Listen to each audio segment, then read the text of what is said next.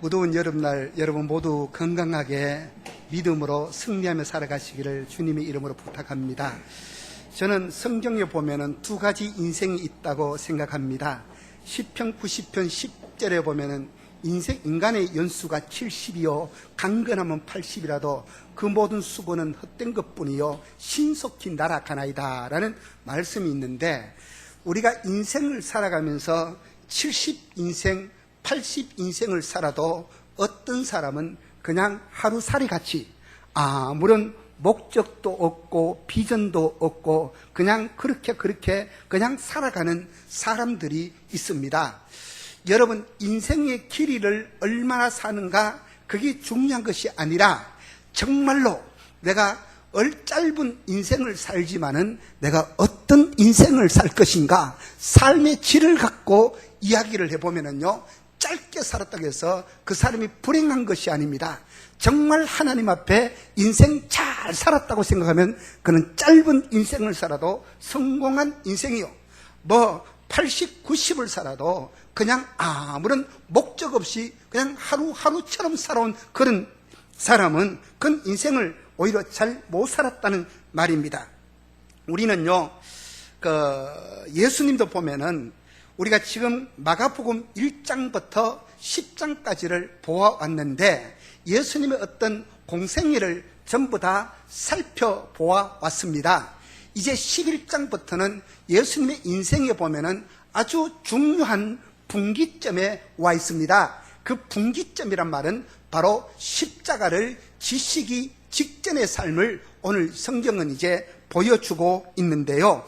이 11장에 보면은 예수님이 생애 속에 본인이 십자가를 지러 가야 되겠다라고 그렇게 말씀하셨던 주님이 이제 예루살렘 성전의 문 앞에, 그러니까 400~500m 앞에 지금 서 있는 이런 장면을 본문 속에서 우리가 발견할 수 있는데요.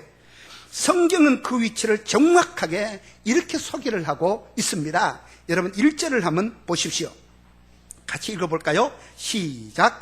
그들이 예루살렘에 가까이 와서 감난산 벳바게와 베다니에 이르렀을 때에 예수께서 제자 중 둘을 보내시며 그랬습니다. 여기 보면 지명이 세 가지가 등장합니다. 감난산이라는 산과 또 이렇게 베다니와 벳바게가 등장을 하고 있습니다. 여러분, 이 감난산이라는 이 산은요, 별로 그렇게 크게 높지 않는 산입니다. 어쩌면은 벳바게가 감난산 위에 있는 동네입니다. 그래서 이 감난산에서 보면은요, 그 북쪽으로 가면 베다니고 남쪽으로 가면 벳바게, 이 가운데 이제 이 감난산이 있습니다.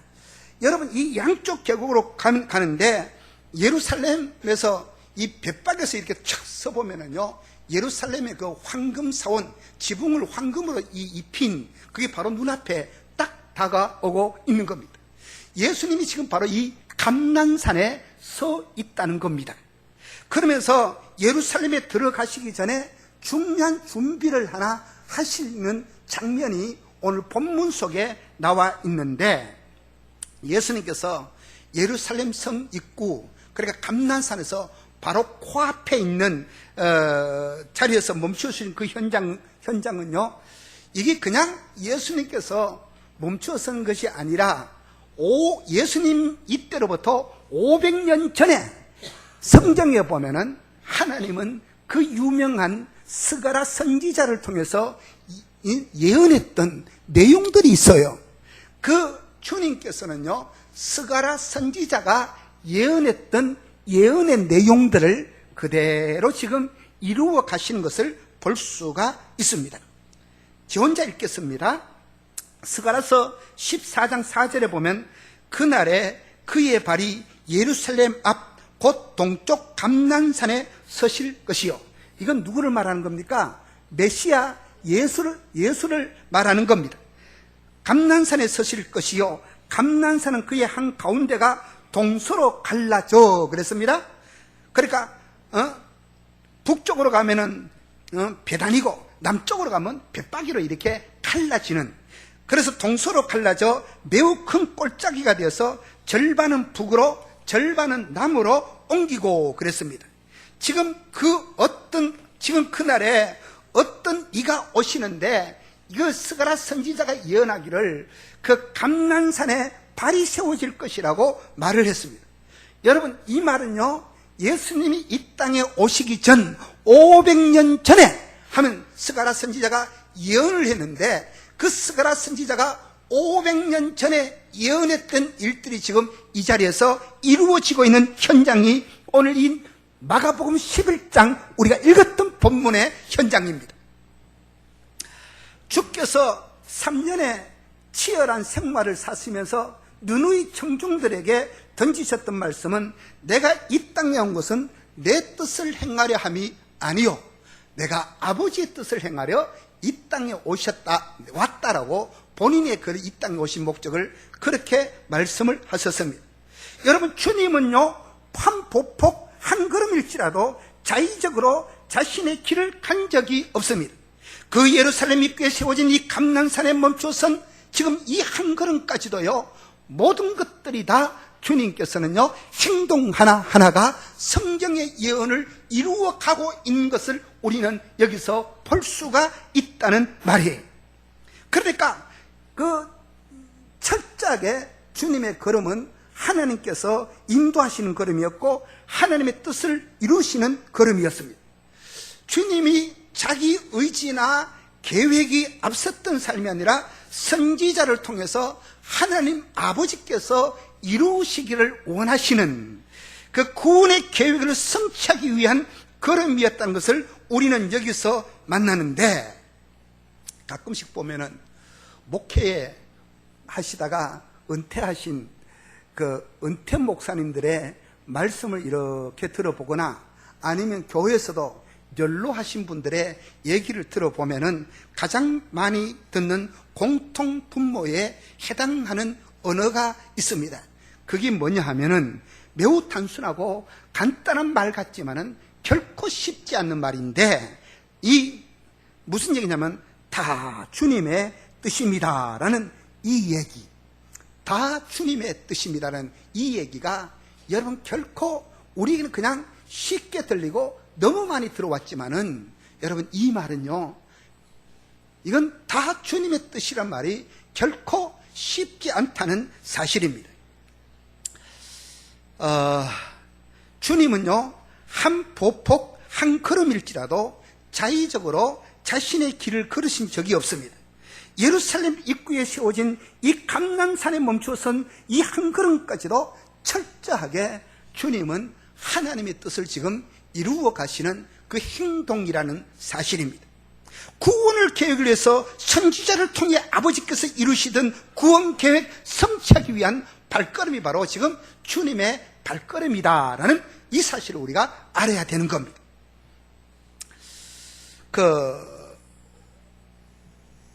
예를 들어서 여러분, 제가 금요일 날 또 이야기를 했지만은, 창세기에 보면은 요셉의 형들이 자기 동생 요셉이 애굽의 총리가 되었다는 그 사실을 모른 채 요셉 앞에 벌벌 떨면서 이렇게 엎드려 있습니다. 양식을 구하려고 하고 두 번째 왔을 때는 그들이 뭔가 약점이 잡혀가지고 떨고 있을 때, 이때 요셉은요, 자기 혈육의 형제들을 보니까 마음에 막 격한 감정이 올라오기 시작합니다. 나중에 요셉이요, 엉엉 울었다 그랬는데, 요셉의 그 울음소리가 성안 전체에 다 들렸다는 그런 얘기를 성경은 하고 있습니다. 그리고 난 뒤에 요셉이 나중에 뭐라고 이야기합니까? 형님들 앞에서 자기를 고백을 하면서, 형님들 걱정하지 마십시오. 형님들이 나를 판 것이 아니라 하나님이 우리 민족 살리려고 나를 먼저 이곳에 보내셨습니다 라고 요셉이 그렇게 고백을 하는 겁니다. 그러면은 여러분 한번 생각을 해보십시오. 요셉이 아버지 앞에 편애를 받고 크다가 형들에게 왕따를 당하기 시작했습니다. 억울하게 애굽에 팔려갔고, 요셉은요 억울하게 남의 집에 종살이 했고, 억울하게 옥살이도 하고 그런 세월을 여러분 17년을 보냈습니다. 자, 한번 생각해 보십시오. 요셉이 자기 인생 전체의 그림을 보지 못하고 한 조각의 그림을 볼 때마다 내가 왜 이래야 되느냐고, 내가 왜 이런 인생을 살아야 되느냐고, 내가 왜 이런 억울하게 살아야 되느냐고, 한 조각의 그림을 볼 때마다 요셉은 정말 견디지를 못했을 겁니다. 도무지 이해가 되어지지 않았을 겁니다.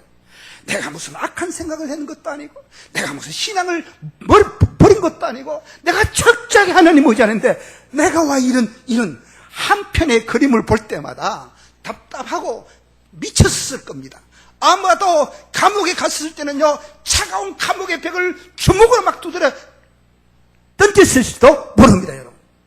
그러나 요셉이 어느 날 형들이 자기 앞에 와서 엎드려서 양식을 구하는 형들의 모습을 볼 때 요셉의 뭐예요? 그동안 한 편 한 편의 그림들이 퍼즐처럼 흩어졌던 이 그림들이 어느 날 쫙 모아지는데 하나의 완성된 그림을 쫙 볼 때 요셉의 머릿속에 뭐가 풀려지는 겁니까? 아, 내가 지나온 내 생활, 내가 그렇게 감옥 속에 있고, 내가 그렇게 억울하게 옥살이를 하고, 내가 그렇게 남의 집에 종살이해도 그 모든 것들이 다 하나도 헛된 것이 있었다, 없었다는 것. 한 조각의 그림을 볼 때 자기 인생을 조명할 때는 절대로 풀리지 않았고 이해할 수가 없었어요. 그러나 전체의 그림을 쫙 봤을 때는 하나님의 경륜, 하나님의 의도를 요셉은 깨달을 수가 있었다는 겁니다.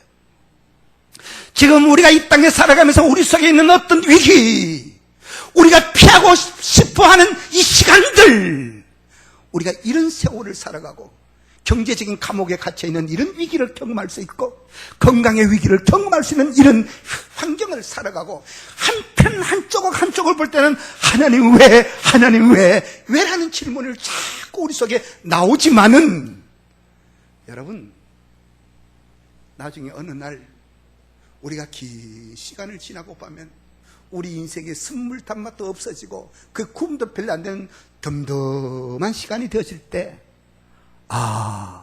나는 그때 그 길로 정말 가기 싫었지만은 하나님의 크신 손으로 나를 밀어넣었고, 나는 정말 그때 하기 싫었지만은 하나님이 그걸로 나를 밀어넣었던 것은 오늘 이 나를 잊기 위해서 하나님이 하셨다라는 걸 깨달아지게 되면 그 입으로 나는 고백이 뭐라고요? 다 주님의 뜻이었습니다. 이런 고백이 나오게 되어져 있다는 겁니다. 아멘이십니까, 여러분? 정장로님, 무더운데 일하시다가 힘드시죠? 왜 하나님이 나를 젊었을 때 잘 나갈 때는 그런데 왜 이렇게 나를 가수원에 집어넣어놓고 힘들게 일하게 하느냐? 단편의 그림을 볼 때 우리가 몰라요. 그러나 쭉 긴 여정을 나누고 봤을 때, 하나님이 이런 뜻이 있었구나.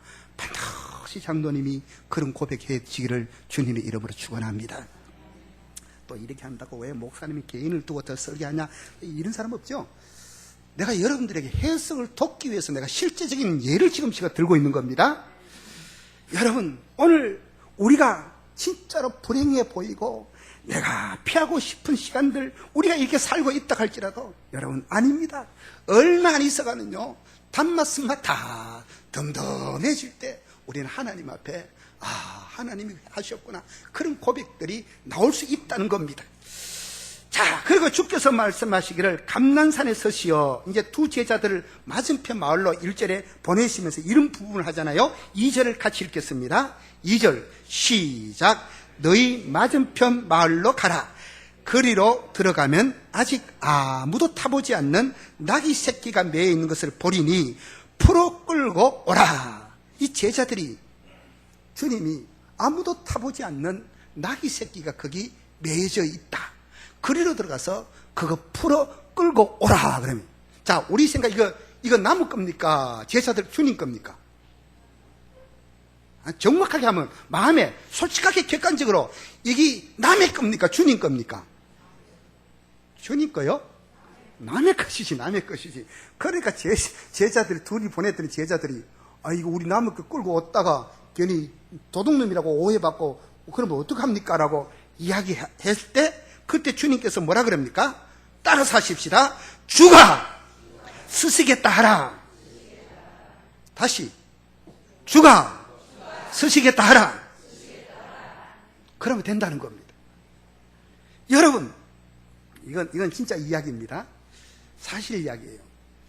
어떤 분이 군인으로 오래 종사를 했다가 자기가 섬기는 본교에 이제 집사로 이제 와가지고 아직까지는 젊고 할 일이 많이 있으니까 그 교회 사무장 자리가 비어져 있으니까 큰 교회 가면 사무장이 있어요. 사무장. 제가 있던 교회에 사무장이 있었는데 사무장 좀 하라라고 이야기를 합니다. 그러니까 총괄 교회 업무를 다 행정적인 업무를 다 하는 겁니다. 그러니까 이분이 목사님 그렇게 하겠습니다 하고 이분도 이제 좋은 거예요.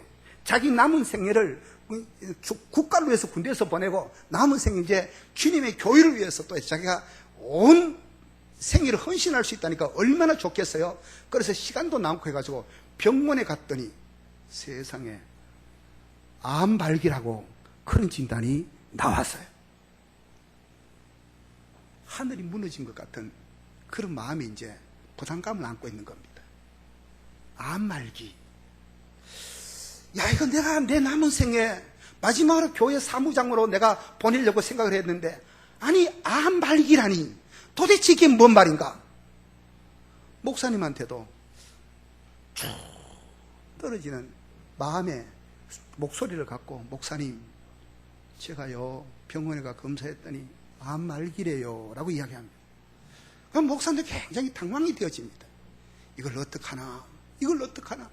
저 사람이 그것은 뭐 얼굴에 표가 난 것도 없었는데 근데 뭐 좀 평소에 소화도 안 되고 뭐 그렇다 하는데 암말기라는 판정을 받고 나니까 그래서 어느 날 목사님이 이제 이 집사님 집에 가가지고 이제 신방을 가서 설교를 하는데 오늘 이 본문에 펴놔놓고 그 목사님이 설교를 하는 겁니다.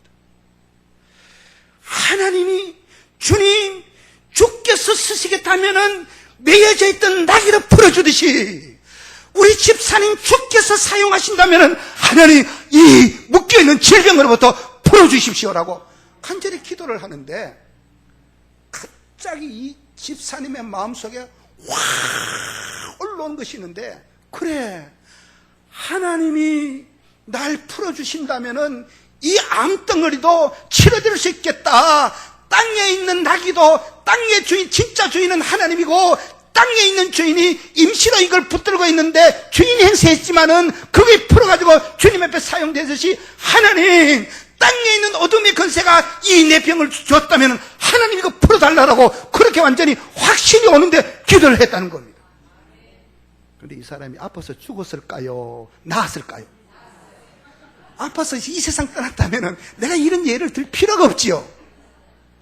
이분이 간암 말기 환자가요 이거 황달도 없었고 그랬대요. 근데 어느 날 보니까 서서히 좋아지고 몸이 가벼워지더니 정상인이 되어졌다는 겁니다. 어느 교회라고 안 밝히지만은 하여튼 지금도 그 교회에 사무장으로 있습니다. 정말 이 경제적인 우리가요 경제적인 사슬에 묶여 있건 뭐 건강의 아픔에 묶여 있건 묶인 자체가 중요한 것이 아니라 그보다 더 중요한 것이 있다면요 주님께서 사용하시겠다 하면은요 삼겹줄 같이 끈끈한 동아줄로 묶여져 있어도 그건 풀 수 있다는 사실입니다. 여러분 진짜로 축원하옵기는 우리가 하나님 앞에 사용받는 인생이라면은 지금 여러분들에게 묶여져 있던 모든 것들이 풀려지는 역사가 있기를 주님의 이름으로 축원합니다. 여러분 아멘 하는 자들에게 이런 은혜가 있기를 축복합니다. 정말 근데 중요한 것은 이 나귀가 예수님에 의해서 부름을 받는 나귀인데 근데 우리가 한번 생각을 해 보십시오. 예수님이 예루살렘에 들어가면서 그래 예루살렘 내가 들어가야 되는데 어디 쓸만한 낙이 없나 이래가 찾았습니까?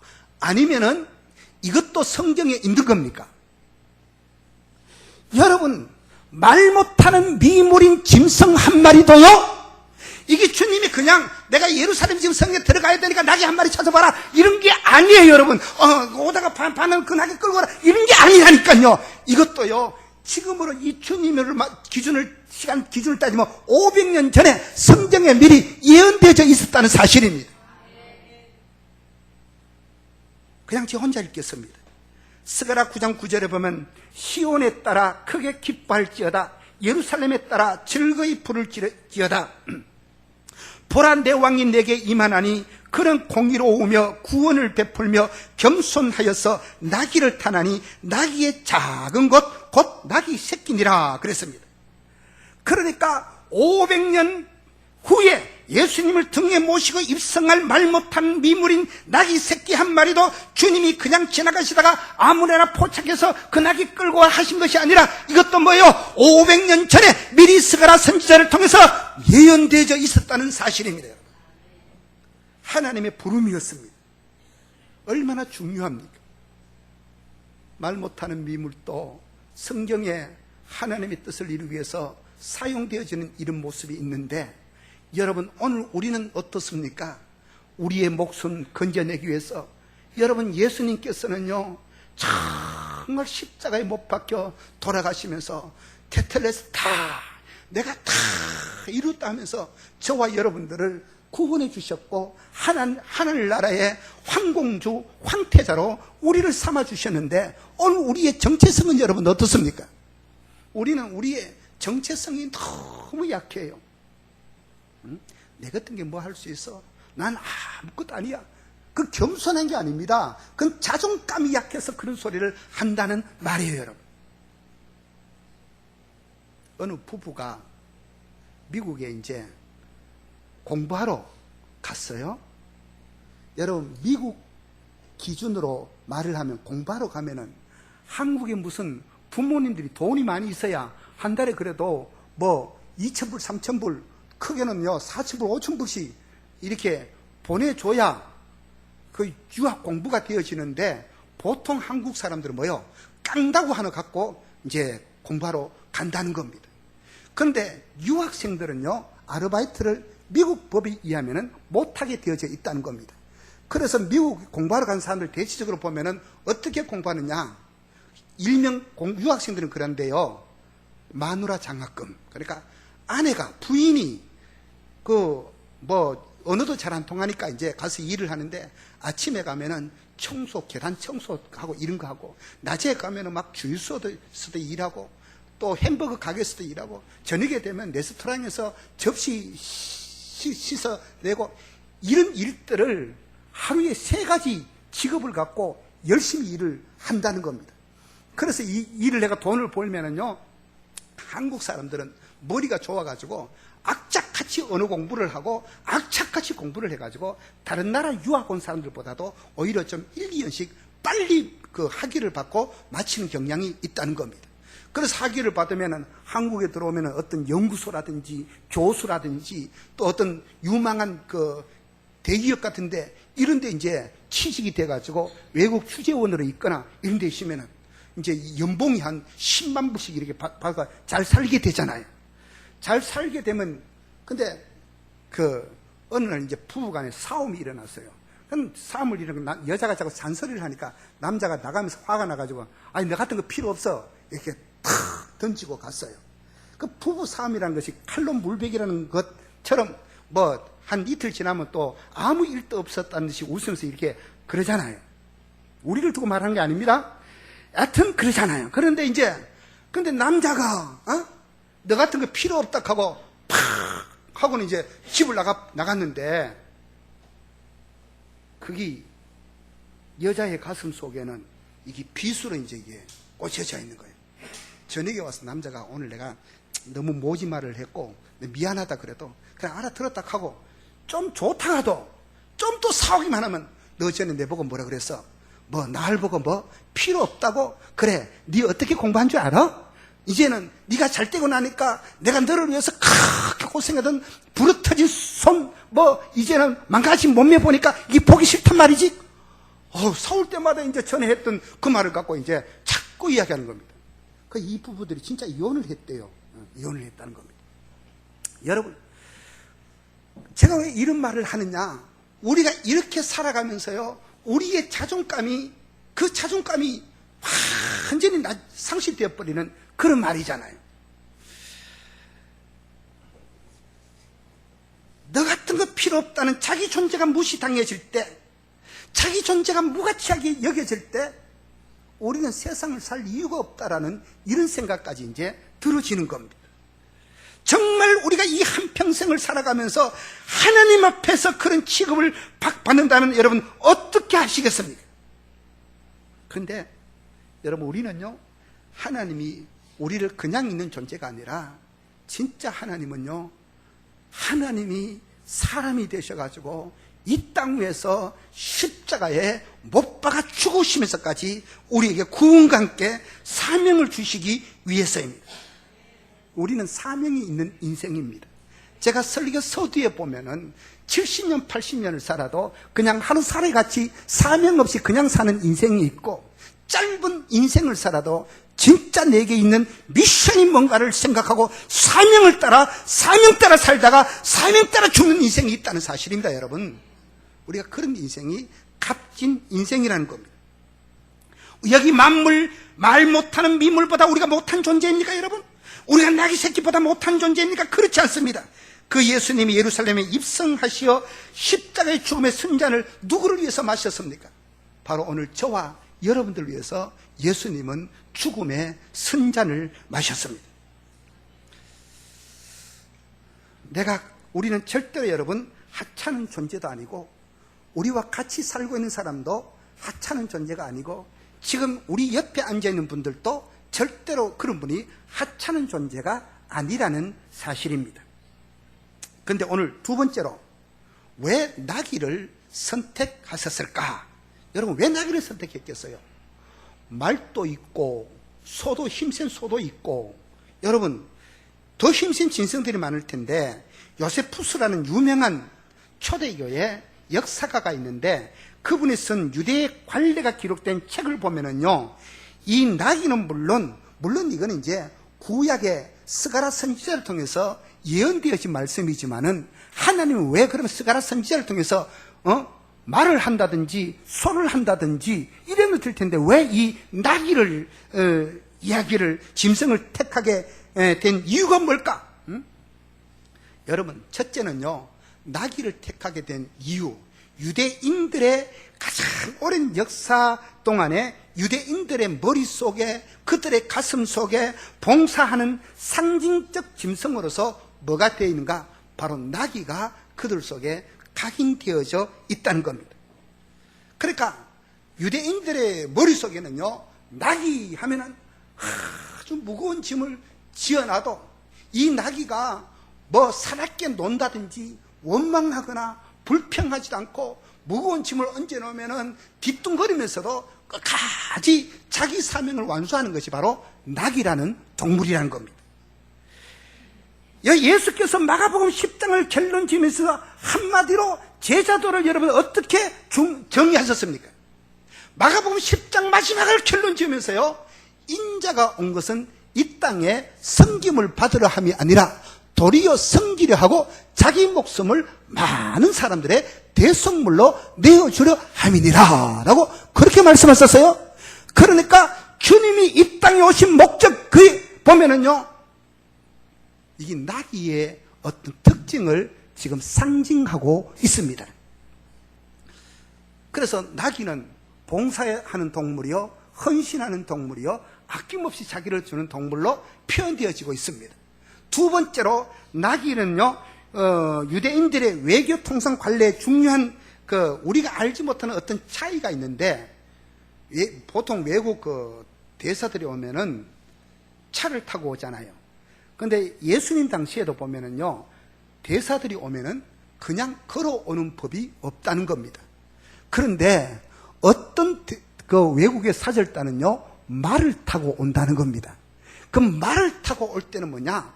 호전적인 어떤 생각과 정복자의 어떤 모습과, 우리는 강대국이라는 것을 어떤 상징할 때는요, 뭘 타고 온다고요?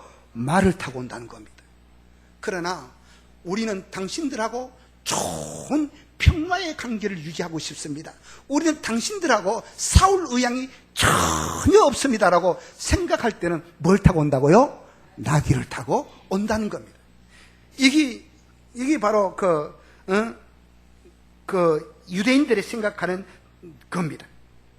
그러니까 요세푸스라는 신학자의 기록에 이런 글들이 남아 있는데, 그러니까 이 주님께서 오늘 평화의 왕으로 예루살렘에 입성하시는데 이제 나귀를 타고 입성합니다. 예루살렘 성을 향하여 예루살렘 성아, 나는 너희들하고 싸울 의사가 전혀 없다. 나는 평화의 왕으로 너희에게 임한다라고 이야기를 합니다. 그럴 때 사람들이 오늘 마가복음에 나와 있지 않지만 그 마태복음 19장 같은데 누가복음에 보면은요, 사람들이 호산나 호산나 자기들의 겉옷을 펴가지고 그 앞에 깔아놔놓고 종려나무 가지를 끌고 호산나 호산나 그대로 외쳤습니다. 주의 이름으로 오시는 이여 평화의 왕이여 호산나 호산나 그대로 외쳤습니다. 그런데요, 이 호산나라는 단어도 여러분 원어 성경에 찾아보니까 그 유대인 우리 발음은 영어 발음이나 호산나라고 되어 있지만 그 히브리 말로는요 호시아나, 그러니까 이거는 경배와 기원을 뜻하는 말에서 호시아나, 이 말은요 우리를 구원하소서 우리를 구원하소서 호시아나 호시아나 하면서 이 사람들이 그렇게 외쳤다는 겁니다. 우리를 구원하소서, 지금 우리를 구원하소서, 이 말입니다. 이 연도변에 눌렸었던 이 호시안나라고 외쳤던 사람들이 나중에 누가복음에 가면은 이들이 어떻게 변했습니까?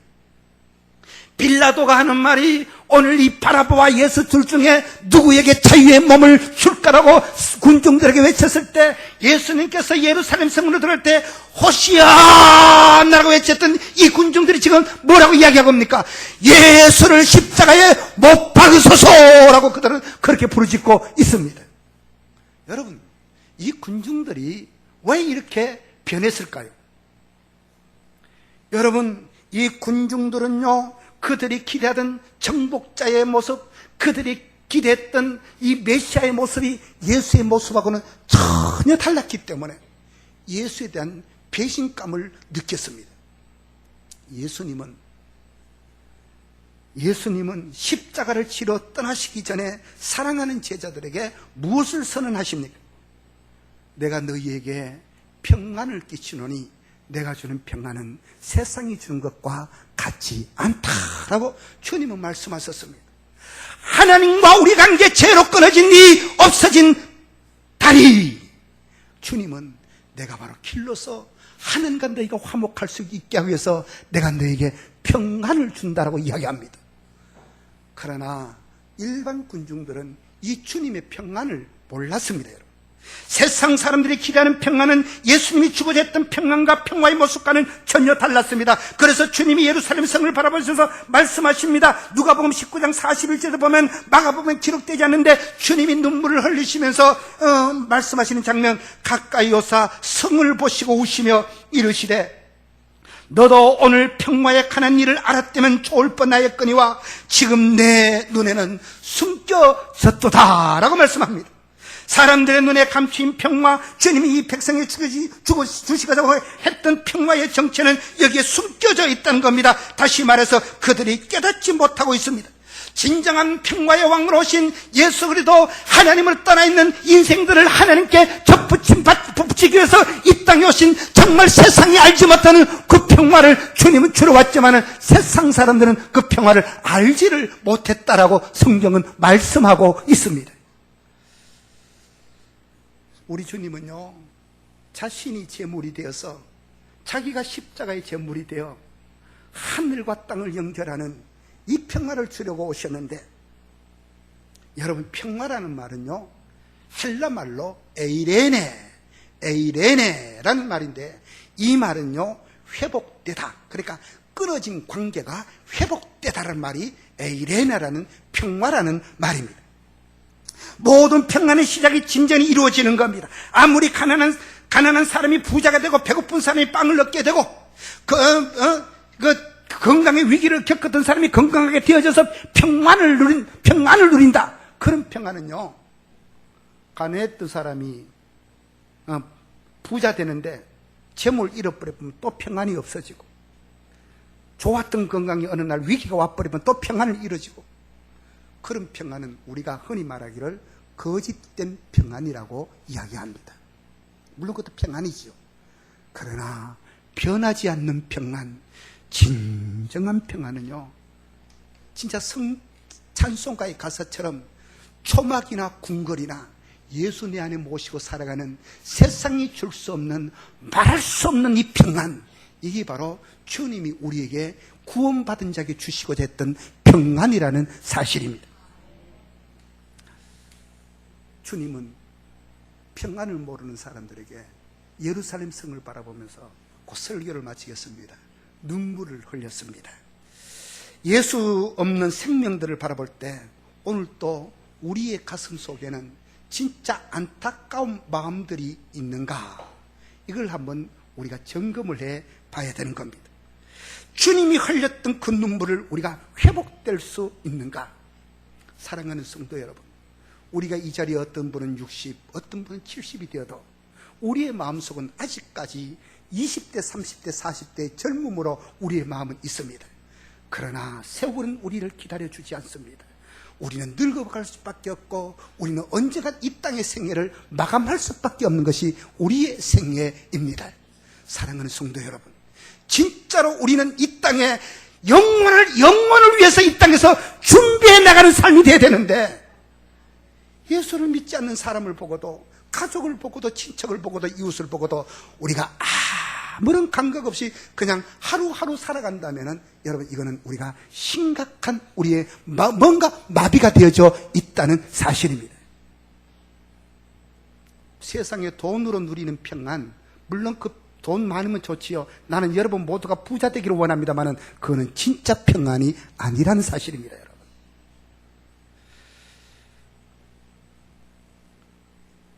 여러분, 오늘 축원하옵기는 여러분들은 우리의 가슴에 말랐던 주님의 심정, 주님이 흘렸던 그 눈물이 다시 한 번 더 우리 생애 속에 회복되어지기를 축원합니다. 아무리 내가 무가치해 보이고 누가 나를 어떻게 평가하든 그것이 중요한 것이 아니라, 말 못하는 미물 하나도 500년 전에 하나님의 구원 계획 속에 하나님의 쓰임받는 도구로 준비되었듯이, 오늘 여러분들이 이 땅에 존귀한 생명으로 부름을 받고 예수 그리스도의 자녀가 된 것은요, 무가치한 생명일 수가 우리가 없다는 것 말입니다. 오늘 우리들을 그렇게 사명자로 부르시는 주님의 거룩한 초대 앞에 다시 한 번 더 우리 자신들을 돌아보며 정말 주님의 그 거룩한 사명 앞에 응답하는 우리 복된 황금종의 성도들 되어지시기를 주님의 이름으로 축원합니다. 기도드리겠습니다. 사랑하신 우리 아버지 하나님, 하나님 감사합니다. 오늘 저희들이 마가복음 11장 1절부터 3절의 말씀을 보면서 주가 쓰시겠다고 하라라는 그 제목으로 부족한 종이 말씀을 증거했습니다. 우리 아버지 하나님, 정말 말 못하는 미물도 하나님의 계획 안에 쓰임받고 갔는데, 오늘 우리가 우리 목숨을 위해서 주님은 이 땅에서 십자가 지시고 물과 피를 아낌없이 다 쏟으셨는데, 우리에게 주신 사명 따라 사명으로 살아가다가 사명으로 죽고 이 다음에 하나님 앞에 세워지는 믿음의 종들 되어질 수 있도록 하나님 역사하여 주시옵소서. 짧은 인생을 살아가면서 우리에게 다시 한 번 더 우리의 마음이 부드러워지게 하여 주시고, 우리 가슴 속에 눈물을 주시고, 우리 가슴 속에 영혼에 대한 안타까움이 우리 속에 있어지게 하여 주시옵소서. 하나님의 크신 은혜가 우리 모두 위에 있게 하시고, 우리 성도들 가정마다 저들의 모든 생업들마다 하나님 함께해 주시옵소서. 예수님 이름으로 기도하옵나이다. 아멘.